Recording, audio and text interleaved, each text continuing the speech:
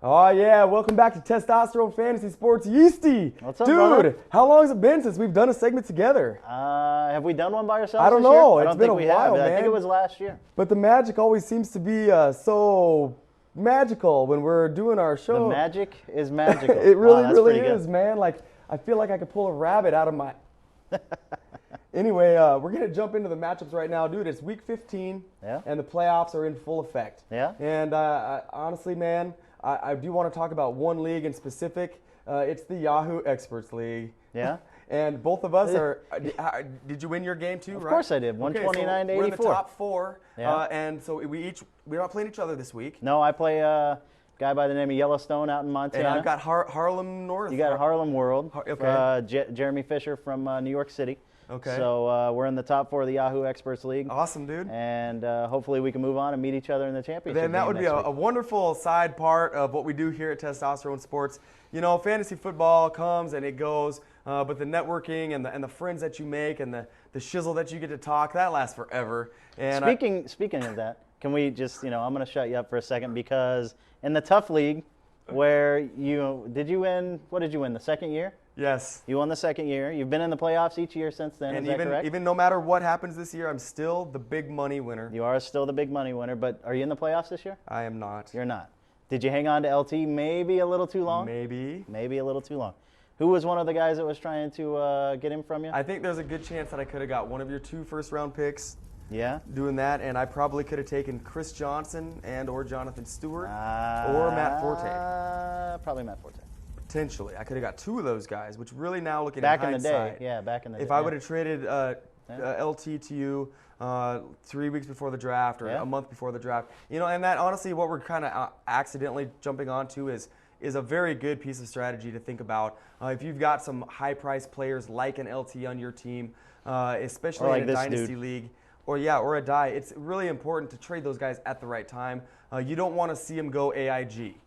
And that means they fall off the face of the earth, and all of a sudden they ain't worth a buttload of crap. I hear you. So I apologize. all I'm in good, the bro. playoffs, so I'm sorry that you didn't make it. Yeah. But Yeastie- I'm rolling with my squad of rookie backs, and I'm on fire. Yeah, right now. it's So hopefully I can take out our defending champ and move on to the championship. I mean, it's been really impressive to see the season that you've had, and honestly, man, if I was going to lose out, that last spot, Yeastie got it over me.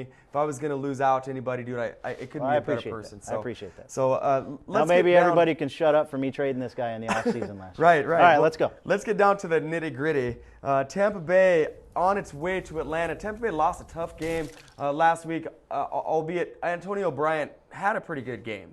You think? I think he had like 200 yards and 2 Yeah. touchdowns. It was insane. Yeah. They're going to Atlanta now this week. Tampa Bay is fighting for their playoff lives a little bit, surprisingly. Yeastie, why don't you tell us just what you think is going to happen here in this game? Atlanta at home can stuff the run pretty well. Yes. Warwick Dunn is looking like his age. Cadillac Williams is rounding back into form after being gone basically, almost 2 full seasons. And he's only averaging about 3 yards a carry. So the running game hasn't been that great. Antonio Bryant has been spectacular. He lit up Carolina's defense last week, which I didn't think could really happen, which makes me wonder about Denver and Carolina later on that we'll get to. But, I think they're going to have to air it out if they want to win this game, which means Antonio Bryant and Jeff Garcia are definitely good plays. Both good plays for sure. On the Atlanta side of things, I'm super impressed with Matt Ryan. I think he's definitely going to be the Rookie of the Year. You can tell us what you think about that, Yeastie. But why don't you talk a little bit also about Michael Turner on the running game and what you expect from Atlanta offensively in this matchup? Atlanta at home, Michael Turner is a beast. When he's on the road, he hasn't looked as great. He's had a couple of good games. Tampa Bay was just torched by Carolina on Monday night. Both Jonathan Stewart and D'Angelo Williams over 100 yards, 2 touchdowns apiece. So look for Turner to get his. It's not going to be quite that gaudy of numbers, I don't think, because their offensive line isn't nearly what Carolina's is. But he should still have a good game. And if you've got Michael Turner, chances are you're in the playoffs. So roll with him, of course. Most definitely. Detroit at Indianapolis this weekend. Detroit probably going to be 0-14 after this game.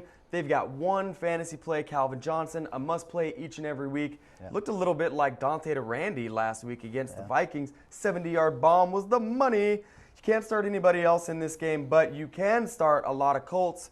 Yeastie, you're rocking the Colts jersey. How do you like a die this weekend, and specifically the passing game? I got to tell you right now, this is my impassioned plea to get Joseph Adai to show his ass up for one game this year. I mean, come on. I traded for you in the league that I run. I traded Steve Slayton for him, and I did it for this week and for next week. That's the only reason I did it. I was in the playoffs already, so I grabbed Dominic Rhodes too, just in case. So I'm wearing the Yeastie Curse jersey, so either show up or don't play. So I don't have to put you in and then watch you get 5 carries for 18 yards and then bow out. Dominic Rhodes scores 20 on my bench. So either show up or don't play at all. But, you know, you got to start all your Colts. Peyton Manning is looking great now. He would probably get my vote for MVP of the league right now if I had a vote. So I would vote Peyton Manning because their offensive problems that they've had, he still performed well. Reggie Wayne hasn't had a great year statistically, but you still got to play him, especially against Detroit. Yep. I would roll Kevin Smith actually in this game. I think he'll get a short touchdown, probably 10 to 12 points if you need him. And, you know, you got to roll Calvin Johnson too. And Kevin Smith, another rookie back. You know, the rookie backs have been kind of the theme of the NFL this year. Yep. And in fantastic segue fashion, the Carolina Panthers have a great rookie running back of their own in Jonathan Stewart. Yep. You mentioned him before, over 100 yards, 2 touchdowns last weekend against Tampa Bay. This weekend they host Denver. Denver shooting for their division. Carolina shooting for their division. This sounds stupid, but this isn't a Super Bowl matchup possibly, is it? No, I don't think so. I hope it would be because my prediction was Carolina to win the Super Bowl, and I think Carolina would beat Denver. So I hope that it would be that way, but I don't think so. I think Carolina is a much better team than Denver at this point. I think they're just going to stuff it down their throats like they did last week against Tampa Bay. I'm going to start Jonathan Stewart. If Adai is still iffy, I'm not going to go with Rhodes or Adai and play the waiting game. I'm going to roll with Jonathan Stewart at my flex position in my league, and I think he's going to perform for me. So play D'Angelo, play Jonathan Stewart, play Steve Smith. Obviously. You're not going to play Jake Delhomme. You know, those are basically your only plays. On the Denver side of the ball, I think you have to go. I have Tyler Thigpen and Jay Cutler in a league, and I was leaning towards Thigpen because of the matchup with San Diego. I'm going to roll with Jay Cutler because of what I saw Tampa Bay do, because I thought Carolina's pass defense was going to lock them down there in Carolina, so I was trying to prepare for that.